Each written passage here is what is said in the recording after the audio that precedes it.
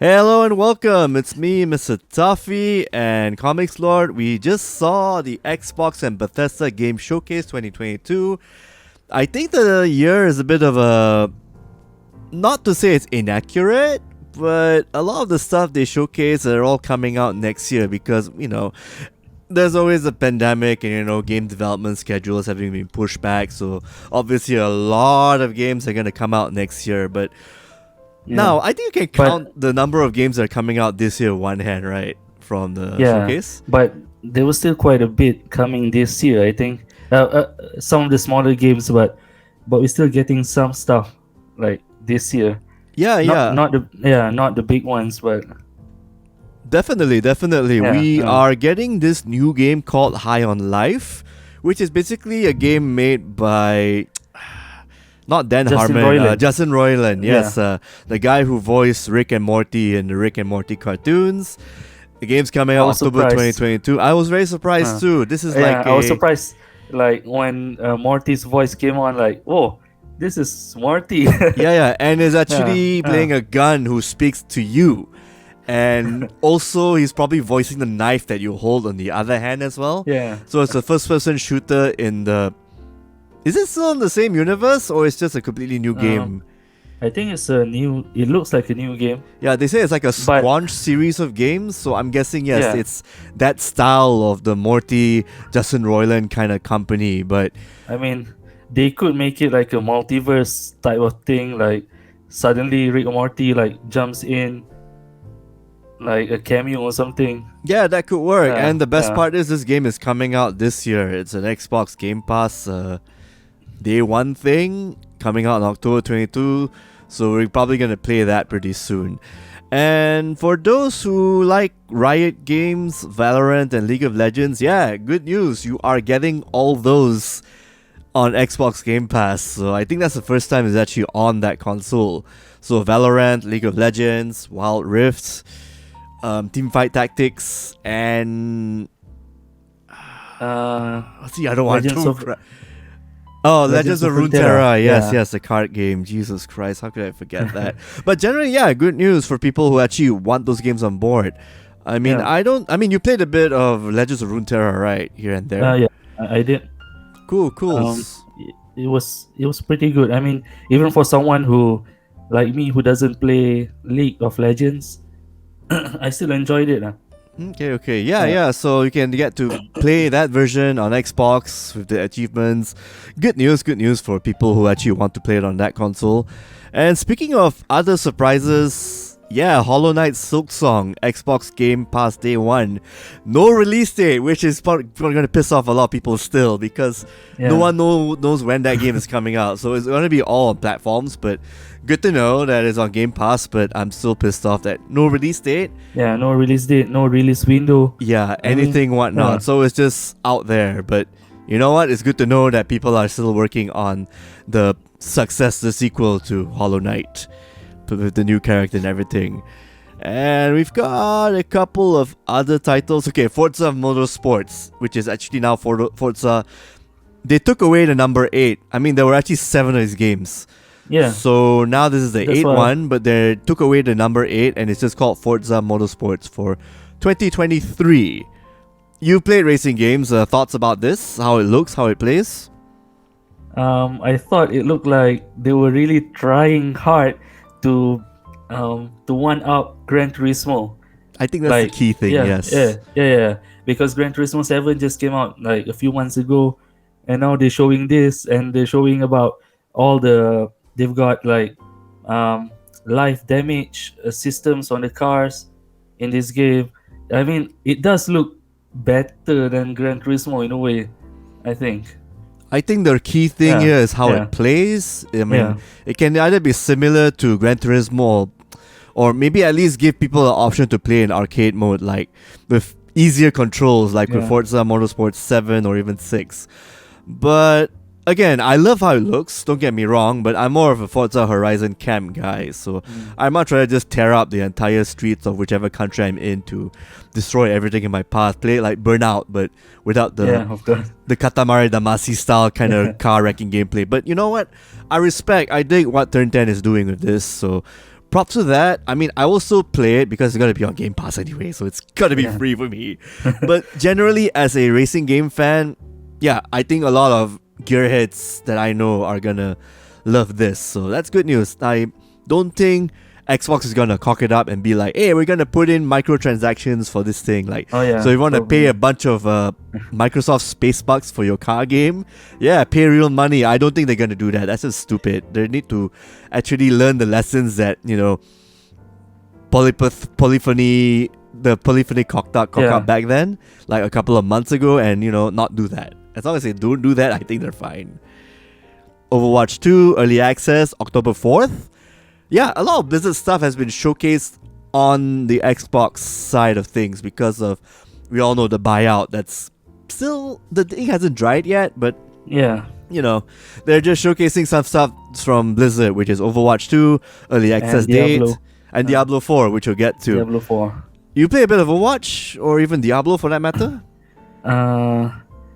No, I've never played Overwatch, but I have played a bit of Diablo. Okay, cool. We'll get to Diablo. So, Overwatch 2, early access, October 4th. They introduced the Junker Queen. I think they're gonna add in she looks more like a DPS character, but then they didn't showcase much of her gameplay. She has the chain, she does the charging attack. Yeah. She's basically Junkrat's boss, or Junkrat's the Australian junk group, the people who hate scrap robots and all that in that particular universe. So it'll be interesting to see how she plays. I mean, I don't know if we need another DPS character. I could use another tank or another support, but not so much a DPS. So they need to keep things equal, but who knows? We'll see. Maybe they might add in a new character or 3 later on after early access period. They also announced that it would be free to play. Oh, that's also a big thing. Yes, that's a big thing. Because the previous game was actually like you had to actually pay like $39 US for that. So having it free to play will be very interesting. And also a bit, I won't say worrying, because I knew this game was going to go free to play eventually, so we'll see how that goes. I mean, the loot boxes itself, like, if they're going to keep that system, that's going to keep the game funded pretty much with the costumes and the new content coming in.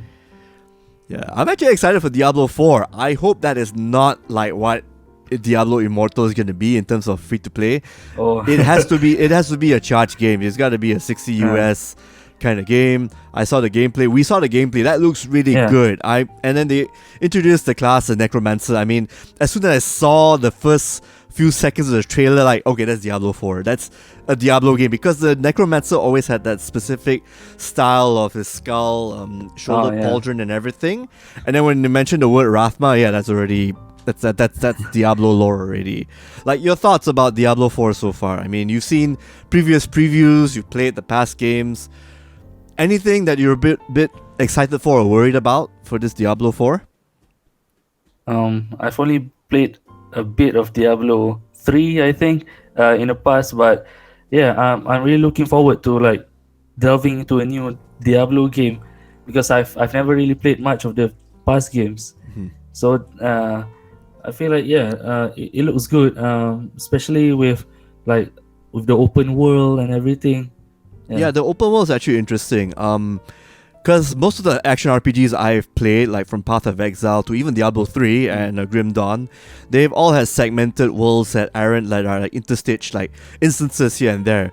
So when Diablo 4, when the developers mentioned open world, I would assume that everything is connected and then everything loads seamlessly back and forth, everything. I mean, the only time you need a teleporter, it's like if you want to go back to hub and then go back to the same place you're at. So that could work out just fine.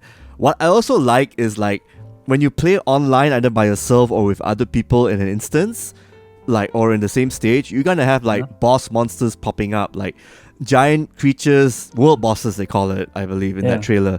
So these are the monsters that like how Destiny 2 is with like the surprise bosses. You need like more than 3 people to take down. So this is the same idea here. So it'll be really cool from that standpoint. And I believe that's also a system they introduced where basically if you are kicking so much ass in the game's world, you're going to get hunted down by different, either by PvP or PvE monsters. We'll see. You're going to be marked as a champion or something. Yeah. And then you're going to get hunted down, you get killed, you drop more loot for the enemies and for the player characters in the PvP mode. So that's pretty interesting. I'm not sure if you can actually turn on or turn off that mode. I mean, I'm okay with a bit of PvP, but personally, I'm more of like a PvE kind of guy. I'd rather team up with people and kill monsters rather than just fight dudes randomly at any point. Yeah, so same. I just hope you can just toggle it back and forth whenever you please. So that would be a good thing. And kudos to them to actually, I mean, we've known this for so many years because we've seen the previews. I even had like a guy freelancing for us to check out the first version of Diablo 4. He even told me that he's actually, but then it's really awesome that the color scheme is still as dark as ever, like because Diablo 3 was pretty colorful.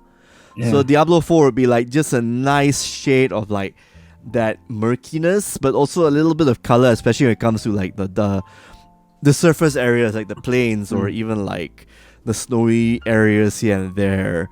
So there's not much to say except I'll probably pick Rogue because I'm more of like a bow and arrow kind of guy. And it's nice to actually play like the first Diablo 1 class back in the day. But my second pick will probably be will probably be Druid or Necromancer. We'll see. I'll flip a coin for that. Which classes would you actually play first go? Probably I'll probably go for the Druid class or the Necromancer class probably. Yeah, the Druid class would be pretty cool because if it's anything like the Diablo 2 class, you get to either cast a bunch of elemental spells or just transform to a bear or a wolf. Either one, you can go back and forth. Or you can go for a hybrid, because I remember I saw one gameplay bit where your druid can actually temporarily have his hand be a wolf's claw, a werewolf claw, or a bear claw. So that'll be pretty cool to see. Like a hybrid sort of thing going on. We'll see.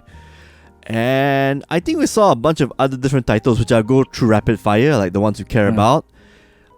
There's Arc 2, there's Scorn with a new date. Scorn is actually Scorn looks, I mean, I like the H.R. Geiger aesthetics. Yeah, it's a sci-fi game, adventure horror thing. I think you sneak around, you try to get out of this horror maze. Coming out 21st October. That's pretty good. And the one game I'm actually interested in is Flintlock, The Siege of Dawn. That's basically a third-person action game set in like a steampunk colonial ritual kind of universe. You play a black woman with a tomahawk and a gun. She has not a raccoon, like a animal, like a fox-like animal with long ears, which can basically help her teleport or do a blink style teleport.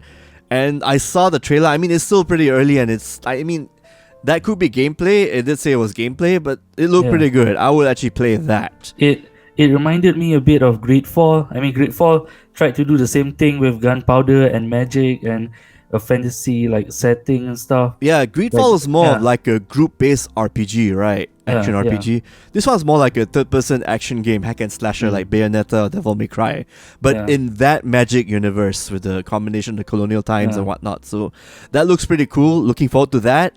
Coming out early 2023, so we got a lot of time to wait, of course.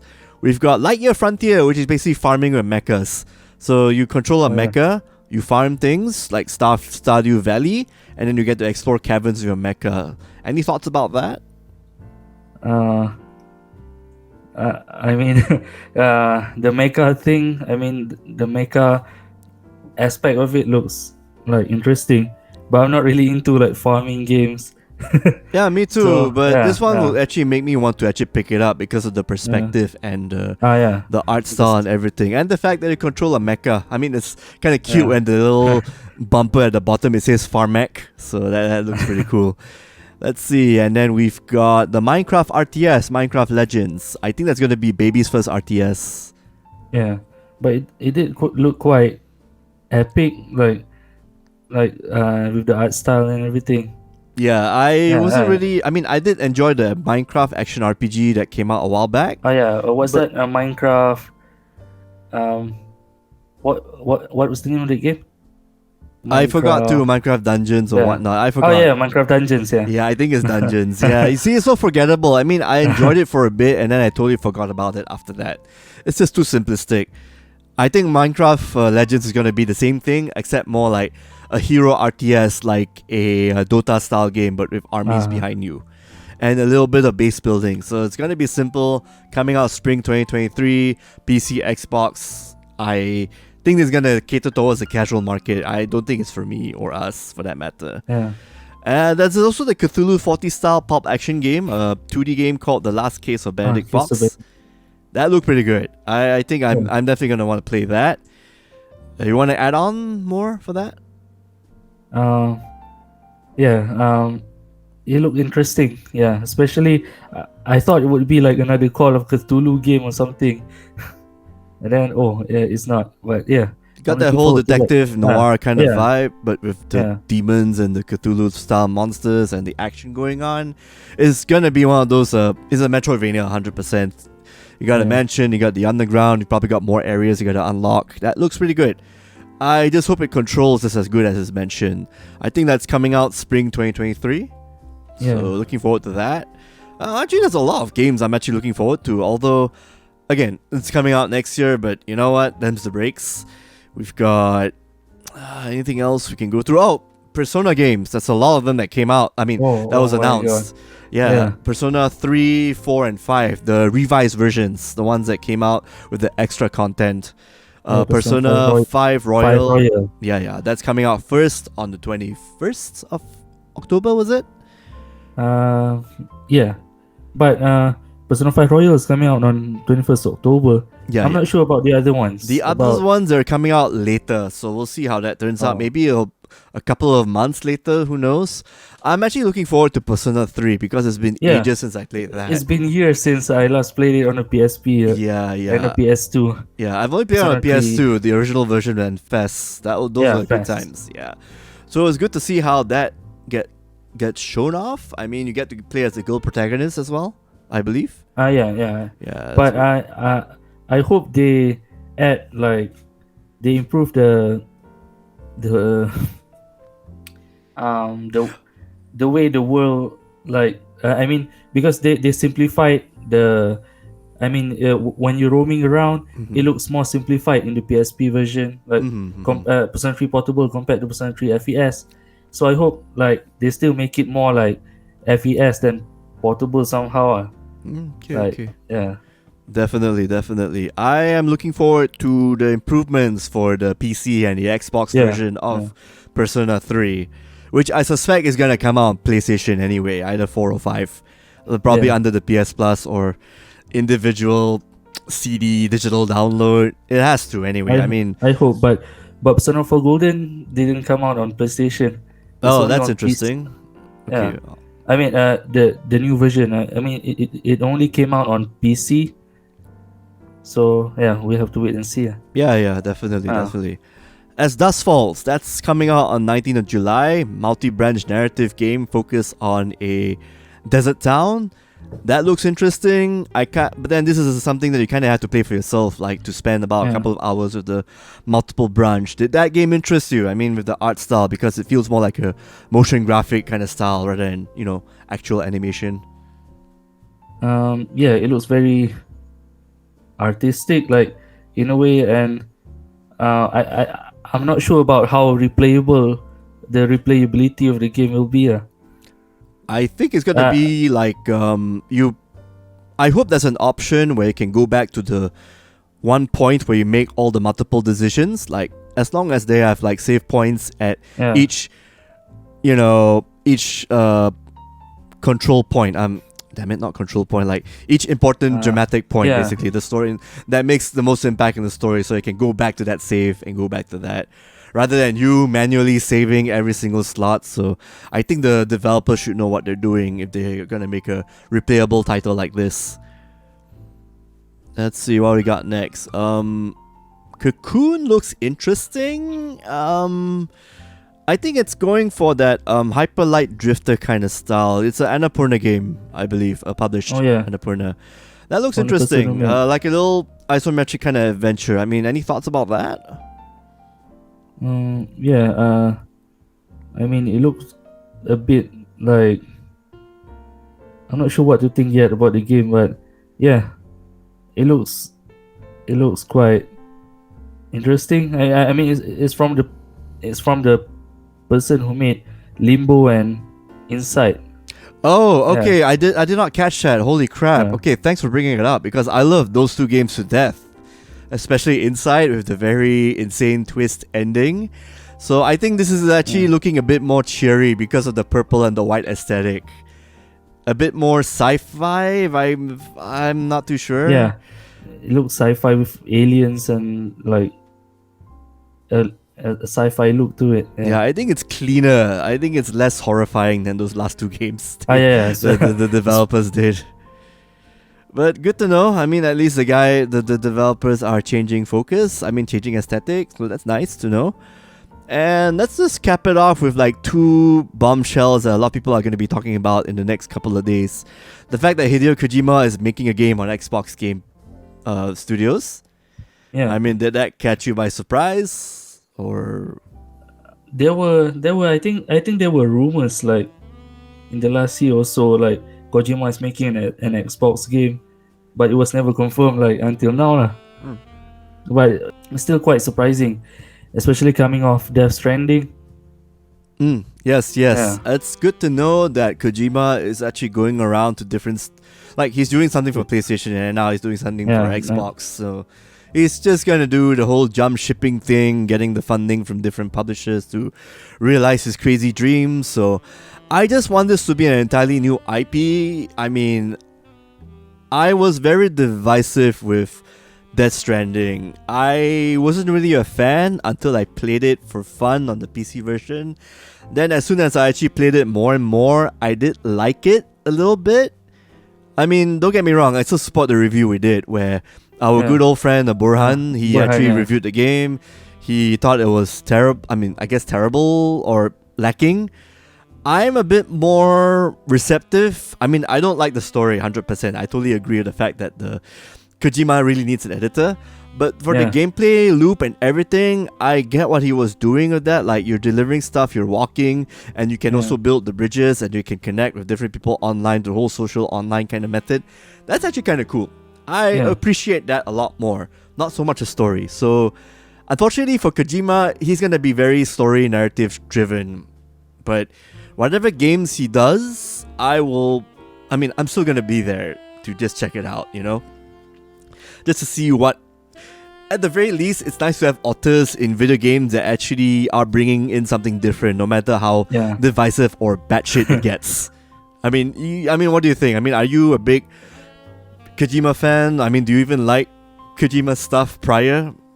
I mean, a lot of people like Metal Gear Solid, but I agree with Death Stranding. I hated the story, like how it ended and everything, especially the ending. Oh my god! I just hated how it's told because it's like still using the same problems of Kojima, but probably worse because no one's telling him to stop it. That's the worst part. Yeah. But I agree. I enjoyed the gameplay. I mean, I found the walking around and sending packages to be a cathartic experience in a way. A bit relaxing in a way. Yeah. So, but I'm looking forward to what he's doing next. I hope it's something new. I just want something new. Yes. Yeah. Even if he maybe falls back to maybe some weird ass stealth game which is actually known for, at least if he uses a different setting, maybe some batshit insane kind of world. Maybe not in contemporary times, maybe like in the far, far future, or maybe in the past, or like different timelines. I'm cool with whatever he will do because it'll be kind of different. But at the same time, I'm not going to look forward to the story. You know what I'm saying? Yeah. But it's probably going to be quite some time before we see this game. Definitely. And the last big reveal was, of course, Starfield gameplay, which we've kind of suspected is basically Skyrim with guns and a sci-fi thing. But it's always good to actually see that. I mean, we know it's already coming out in 2023. And I also should mention that Redfall, there was actually a lot of gameplay being shown, which is basically 4 people co-opting to fight vampires in the town. That's pretty much it. You can also play solo, right? You can play solo with AI, yes. So, like, which ones? I mean, let's talk about Redfall. Like, are you into arcane stuff? I was a big fan of Dishonored 1 and 2. Deathloop, you played that. You got the code, remember? I only played a bit of that, but I especially like Dishonored. I mean, they were some of my favorite games. Redfall. it looks good to me. But I'm probably gonna, if I get it, I'll probably play solo first. Like, yeah, I think they got the gunning and the shooting down yeah, pat because Deathloop, Dishonored, when you have the pistol, and what was the other game? I think it was Prey. Huh? Okay, I didn't actually play Prey, But so that's why I like Deathloop a lot because I did play Prey. Apparently, there's a little thing going on where people prefer Prey than Deathloop, but whatever. But they got the gunning down pat with Deathloop, so I don't think they're gonna have problems making a first-person shooter game with Left 4 Dead kind of mechanics and team up thing and whatnot. The mechanics and it'll be interesting. I mean, I think it might be even a looter shooter thing because initial leaks for the game seem to suggest that you can actually upgrade your weapons and get colored loot. But again, that remains to be seen. The gameplay looks great. You got each different vampire killer, vampire hunter has like different powers. You've got the girl of the tech. You've got the guy who can turn invisible. You've got the cryptologist who can spot monsters and see secret doorways, I believe. And there was a lady, the African American lady who basically she can summon shields. So yeah, that's a little good dynamic. One invisible stealth guy. I noticed the gameplay itself just feels like, oh, you gotta take down these dudes quietly, and if worst case scenario, have the shields up in case. So as long as there's a good mix of stealth and combat that's manageable but also tough, I think we're in for a pretty interesting ride. I mean, I'm not saying it's wholly original because there's like 4-player co-op games coming out, like Warhammer 40k Dark Tide, and I believe Back 4 Blood is out, and people are indifferent about that. And people are still playing Left 4 Dead 2, and that's a 7-year-old game. So Redfall needs to bring something new to the table. Yeah. It feels like these games are. I mean, no one's really playing these games anymore. Aliens Fireteam Elite. Yes. No one. Yeah. I mean, even the recent Evil Dead game, if you count that.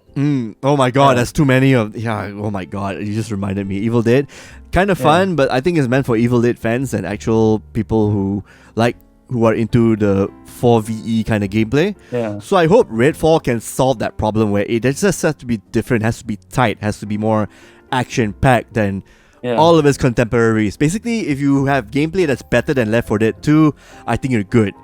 Or even Vermintide. If it's better than Vermintide, I'm all for it because you've got a very high bar to reach that arcane. You've got, again, Left 4 Dead 2 is high up there, or maybe even Left 4 Dead 1, depending on which one you want. And Vermintide 2 is like just one step below Left 4 Dead 2, but it's still a really high bar there. And then you've got all the other games like Back 4 Blood and all that all down here. So Redfall at least has to manage just somewhere up here at the very least. If it does that, good job already. You know, you've got my interest picked. I think that's coming out early 2023, according to Bethesda, right? Early 2023. And we're gonna go to the last Bethesda game, which is Starfield.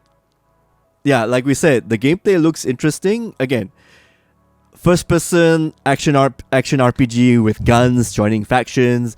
There's even some zero gravity gameplay in there that looks pretty cool. And you can even customize your own starship. So I mean, I'm sure you have a lot to want to talk about Starfield. That was the part that I was really looking forward to, like all the spaceship customizations and the fact that you could fly the ships in space. There's space combat, there's flight combat. So, yeah, that looked really fun. Yeah, so I'm seeing a bit of Outer Worlds in this, and you know, and then Bethesda's own thing, and then a bit of No Man's Sky with the flying and all that, or even a Freelancer if you want to go back to old flight sims and whatnot, space flight sims. So it's a mixture of that, and it's basically Todd Howard just doing it's just another open world RPG in the first person, but in the sci-fi thing. But you know what? If it's less buggy than the other games he made, yeah, sure, I'm all for it. You're gonna expect a lot of things to break, 100%. I mean, this isn't our first Todd Howard presentation. Yeah. And it's coming out 2023, maybe in the middle of 2023, who knows? But I say just take your time with it. I mean, sure, we're gonna keep ourselves entertained with other games in the future, but this Xbox game showcase, I'm actually excited for at least almost all the games that are showcased here, even though I'm not going to be playing them until next year. I mean, what about you? What are your thoughts? I mean, any highlights on your end before we cap off the show? Yeah, overall, I mean, I think this is out of all the shows we've had so far this week, this is the best.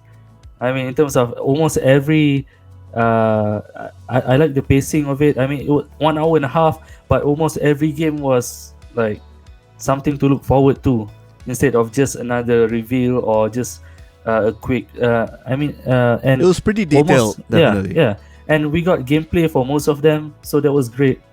I mean, it's not just all cinematics. Yeah, thankfully. Yeah. I think it makes the sting of the Starfield delay a bit sharper, but you know what? Take your time. I don't want to play a buggy game, or at least a game that's not as buggy as as Fallout 76. That's for sure. Oh my god! I can't believe they're still making DLC for that game. I mean, okay, I mean sure. But Elder Scrolls Online, yeah, sure. I mean, that's basically the thing that's keeping the company afloat because of people playing it and it turning free to play, which is the smartest idea they've had since, doing Fallout games. I think there are two omissions we want to bring up. I mean, there's Fallout New Vegas 2, which is heavily rumored. Obsidian is back to do that. But I think it's probably not even ready at all for showcasing, so probably next year. But I think Obsidian is focusing more on the Grounded. Outer Worlds 2. They're also making the Outer Worlds 2, right? Yeah, Outer Worlds 2, and then there's Avowed. Avowed also another omission, Nothing's mentioned about Avowed, so I'm curious why they omitted that. And then Dragon's Dogma 2. I mean, I don't know if it's even confirmed or whatnot, but hopefully things might change. Otherwise, it kind of sucks that nothing's being announced for that. Or maybe you just have to wait till TGS, Tokyo Game Show.